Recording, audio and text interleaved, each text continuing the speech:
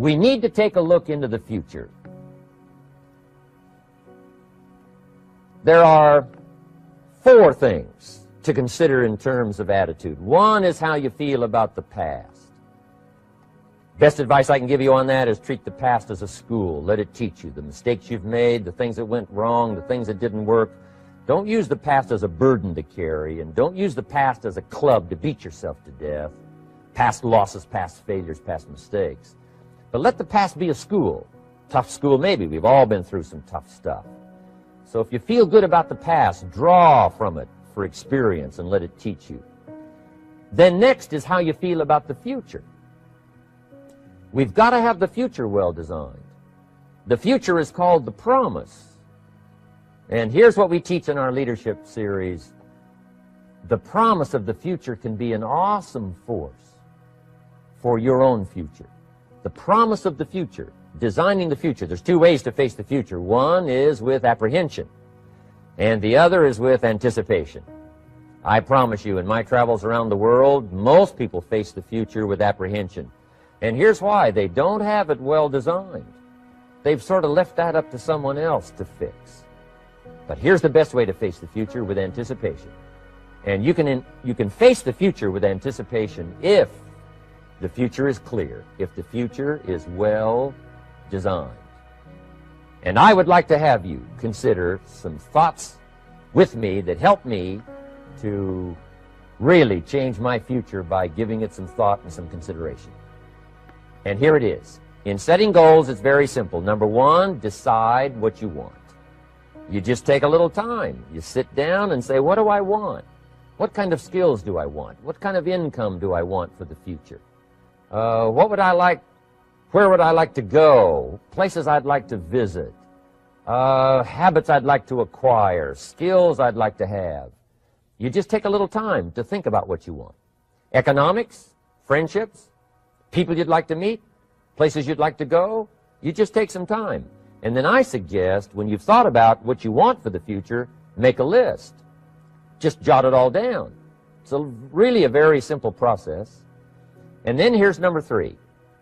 Keep all the old lists. I'm telling you, this served me so well, keeping my old list of goals. I look back now 10, 20 years ago at goals I set, lists I made, and I smile now because here's what I thought was so important, 20 years ago. Now some of those things aren't even on my list. I've got a new list. I've grown. I've changed. I've matured.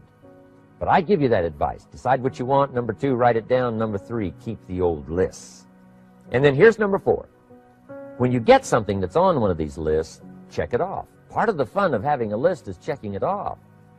And then if you can add some drama to checking it off, see, that's what really helps. I set a goal to go to Spain many, many years ago. And when I finally made my first trip to Spain, I had that journal with me that had that list in it. And while I had my journal on my lap, waiting for the wheels to touch down in Madrid, I waited until the wheels touched the runway, and I checked it off. Just adding a little drama. So, part of the fun of having a list is checking it off. Now, here's what's important about the lists and designing your future.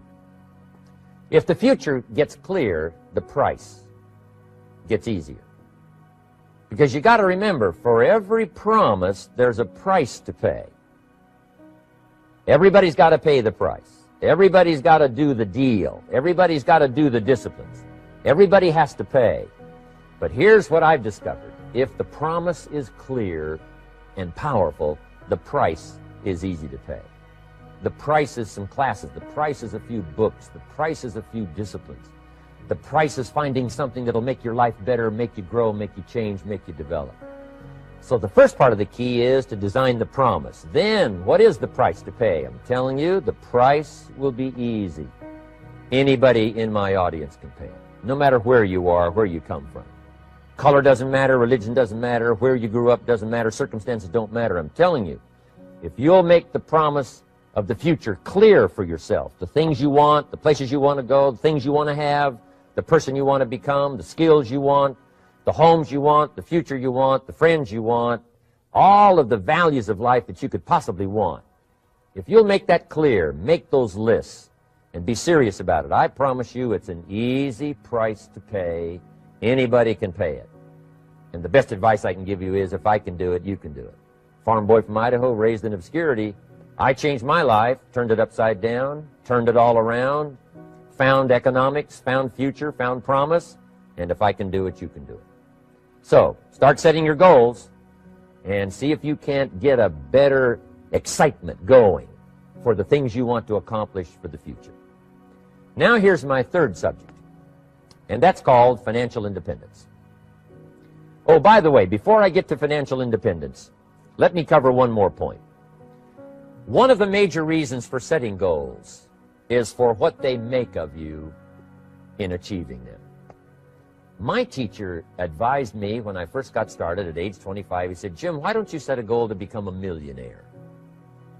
He said, it's got a nice ring to it, you know, enough zeros to impress your accountant. And he said, I'm here to help you. You're only 25 years old. You've been to 1 year of college. You've got a beautiful family, every reason to do it. Why don't you set a goal to become a millionaire? And he said, here's why. And I thought, he doesn't need to teach me why. Wouldn't it be nice to have $1 million? He said, no, then you'll miss it. He said, here's why. For what it will make of you to achieve it. I'm telling you, that statement changed my life. Set the kind of goals that will make something of you to achieve them. He said, now, once you become a millionaire, what's important is not the money. I thought, that's kind of strange teaching. He said, honest, it isn't important. He said, you could just give the money away. Now, I did better than that. I lost it all. By the time I was 31, I was a millionaire. By the time I was 33, I was broke. And I'll tell you a little bit about that story later.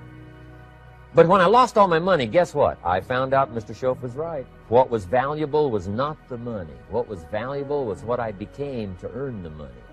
The skills I had, the knowledge I had about the marketplace, the values that I had going for me. They were more valuable than the money. And here's an important statement to remember. It's not what you get that makes you valuable. It's what you become. So part of the key here is to set the kind of goals that will make something of you. Don't set them too low so that you don't have to grow and you don't have to read and you don't have to try and you don't have to stretch. Don't set them too low. And then don't sell out. Don't go for something that's going to cost you your virtue or cost you your values or sell out your principles. There's a good middle road here to follow. Goals that will inspire, goals that will help you grow, change, develop, and become better than you are. Okay. Now let's talk about financial independence. How to become rich by 40, 35 if you're extra bright, much sooner if you find an opportunity like I did. Let me show you how I did it. Financial independence. First of all, I like the phrase financial independence. Some people are a little bit concerned about using the word becoming rich or becoming wealthy, and I can understand that. I struggled a little bit with this. Is it okay to go for becoming rich, go for becoming wealthy? And maybe that's a bit too strong a word or strong a term. So here's what I've come up with that I think is comfortable for me, and that is how to become financially independent. I think it's every person's heritage here, especially in America, to become financially independent. Now, let me give you my definition of financial independence. Financial independence is the ability to live from the income of your own personal resources. Financial independence. Now, it depends on how you want to live.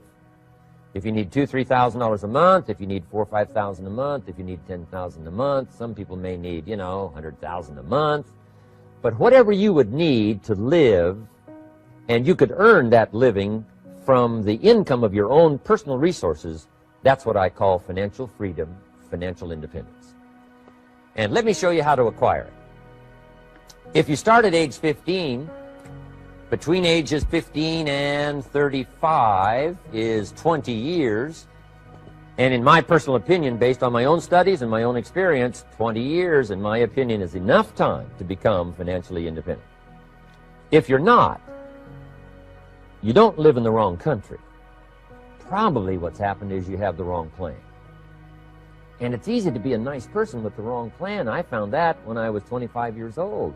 I was broke at age 25, and I was a nice guy. You would have liked me. But I'm telling you, my plans up until then, especially my financial plan, left me broke. I totally changed it the next 6 years, and I became financially independent. So I know what I'm talking about.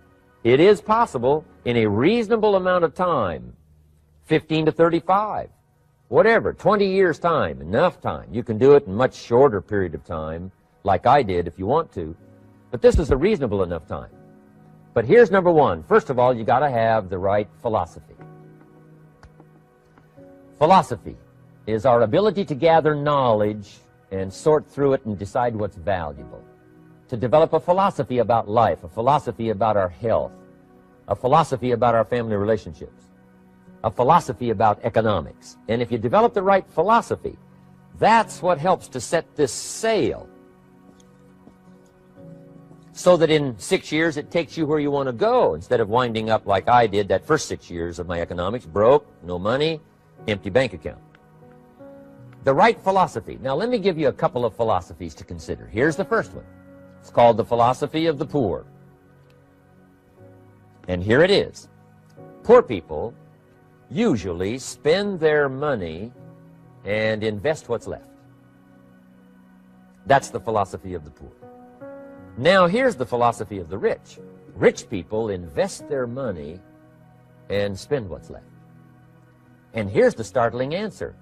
It really doesn't matter what the amount is. What's most important is not the amount. What's really important is the philosophy. So I would ask you to adopt this philosophy of spending after you have invested. Invest first, then spend. And I've got a little formula that I'm going to share with you. Now, what should a child do with a dollar? I mean, there's a lot of debate going on, I'm sure, across the country on what a child should do with a dollar. Here's one opinion. It's only a child and it's only $1. What difference does it make? Well, in my opinion, it makes all the difference in the world. A person's economic future starts with a child with $1. Somebody says, oh, no, you're only young once. Let him spend it all. Well, when would you hope that would stop?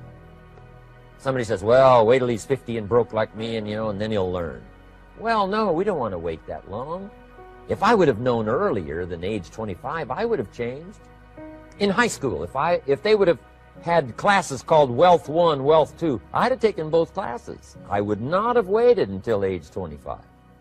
So, the earlier the better. So, what should a child do with a dollar? Here's the simple premise to begin with. Don't spend it all.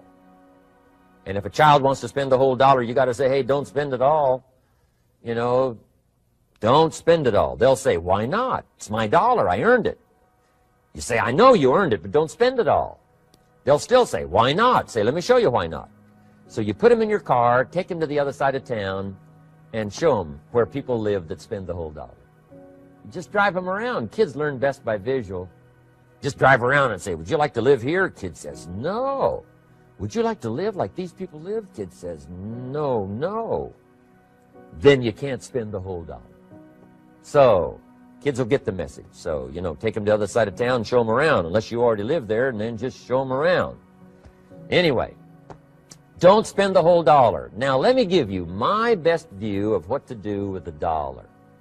And I promise you, if you started at age 15, now if you're over 15, right, you've still got plenty of time. You still got 20 years. If you're 30, you still got 20 years. I mean, you still got plenty of time to start what I'm about to share with you.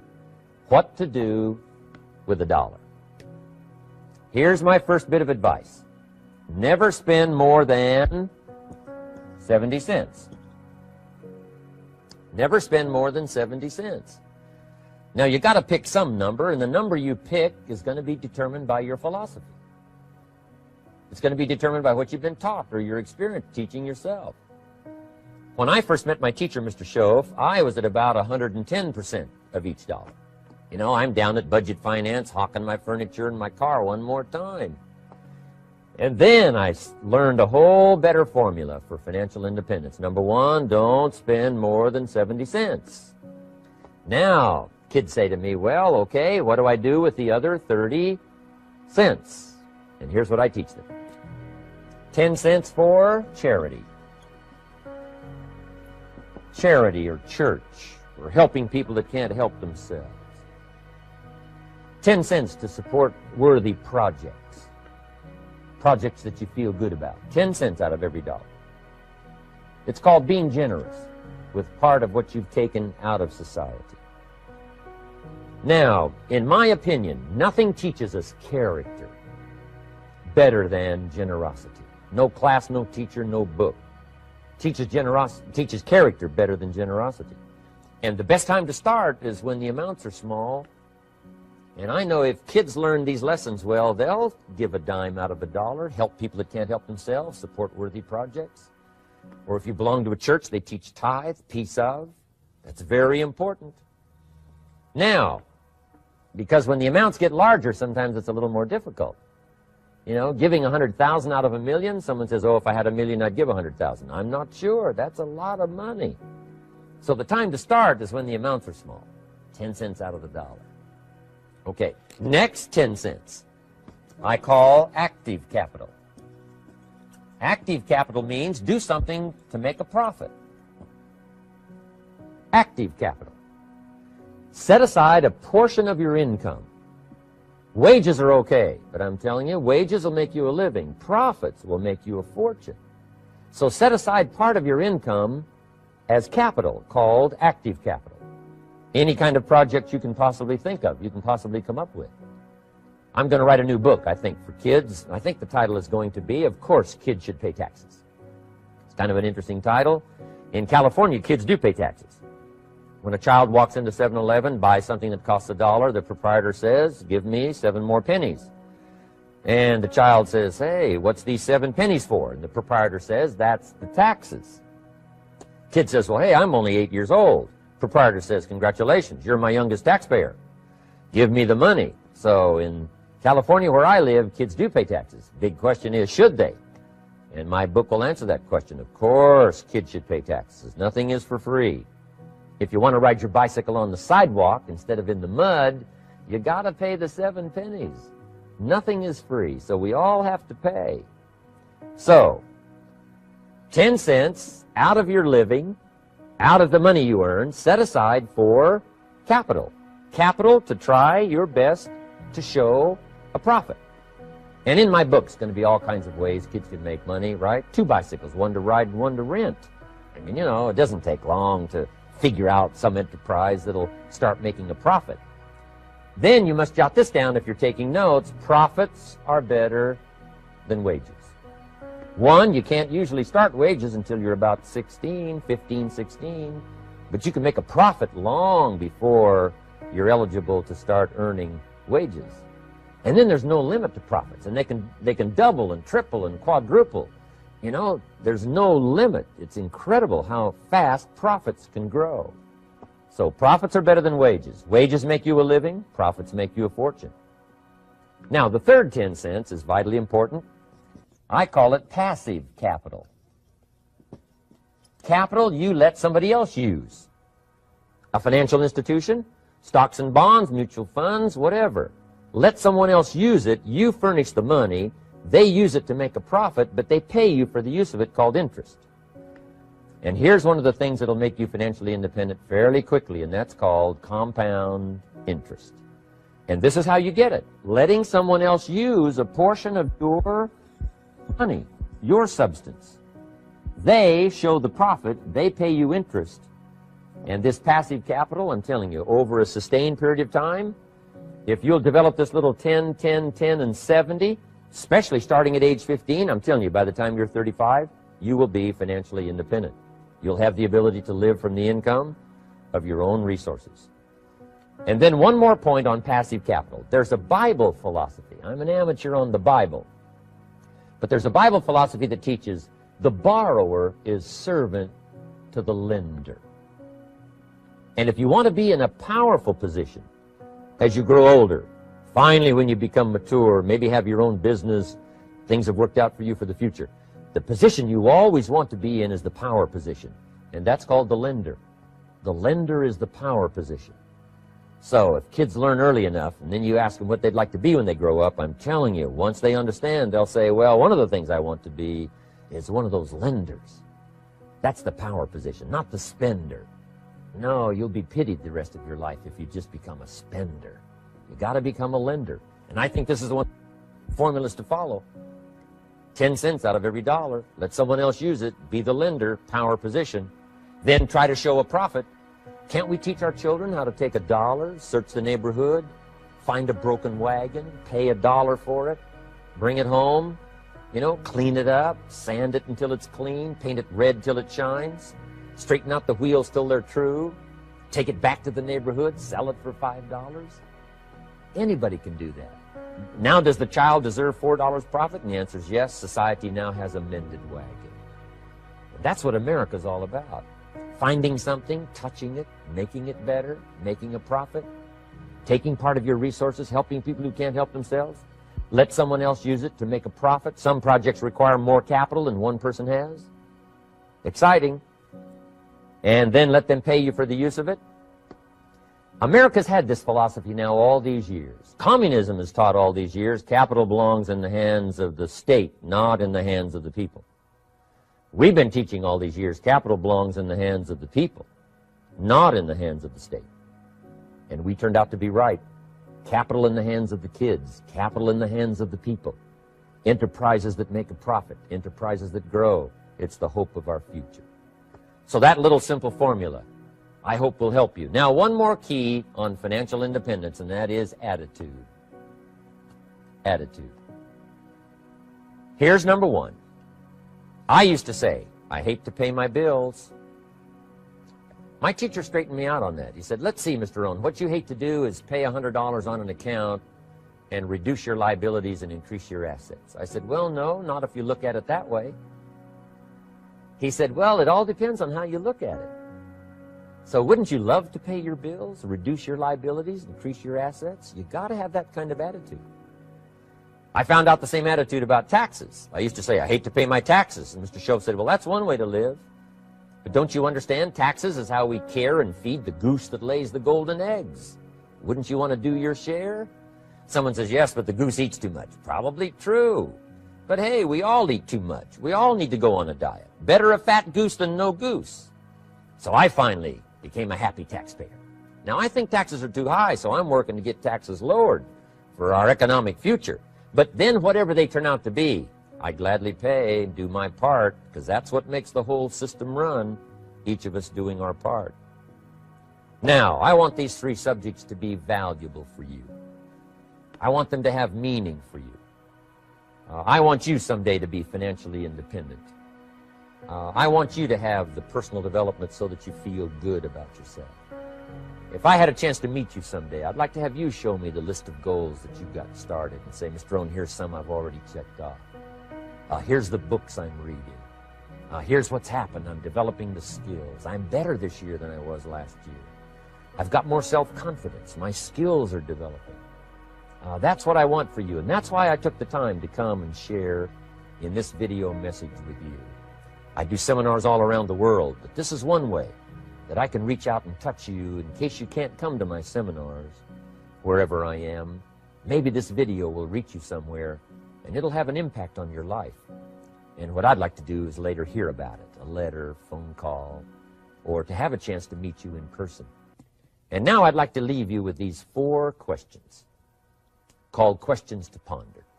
These questions were valuable for me, and I want to make them valuable for you. Here's the first one, why? We all ask why we should work this hard, why take that many classes, why go to school that many years, you know, why take the notes, why read the books, why work that hard, why put yourself through the push-ups and the disciplines, why? Good question, why? Best answer to why, I think, is the second question. Why not? Why not see how many books you can read, how many classes you can take, how many skills you can develop? Why not see how valuable you can become to the marketplace and to your friends and to your family? Why not see what you can make of yourself? Why not see how far you can go, how much you can see, how much you can earn, how much you can share? Why not? That's the heritage all of us have, in America especially, is to see what we can make out of our lives now that we've been given this extraordinary opportunity. Now, my third question I'd love to ask you in person. But since I can't do it in person, I want to ask it of all of you. But I want you to take it personally And my third question is, why not you? Why not you with good self-esteem? Why not you starting to change and setting goals? Why not you starting to make progress toward financial independence? If I can do it, you can do it. I wished I had a lot more testimonials here today besides mine.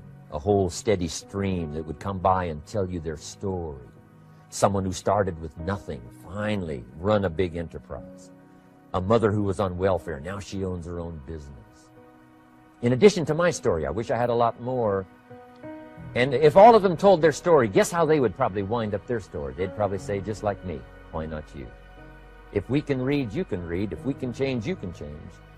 If we can figure it out, you can figure it out. If we can turn it around, you can turn it around. There isn't anything you can't accomplish. That's what those testimonials would say. And so I want to say it to you personally. Why not you? You've got the brains. You've got the stamina. You've got the vitality. You've got the interest. You've got your life ahead of you. You've got the future. You can do it. If anybody can do it, you can do it. If one of us can do it, hey, we all can do it. And now here's my last question. Why not now? This is a good time.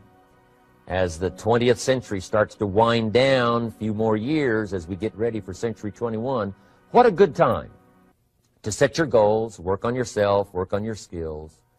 What a good time to get it together. What a good time to start this process. Personal development, growing, changing, developing, having a good plan for your money and for your life and for your future. Why not now? And I hope I have a chance to see you one of these days and share with you the experience, the reaction, response you might have had from my message today. And until I get a chance to see you on this side of the world or the other side of the world, in some school or some seminar, or maybe I'll come and speak for a company that you work for someday, I hope I get a chance to meet you. Until then, I wish you the best. I want all that I've gotten to be yours and much, much more. God bless. Goodbye.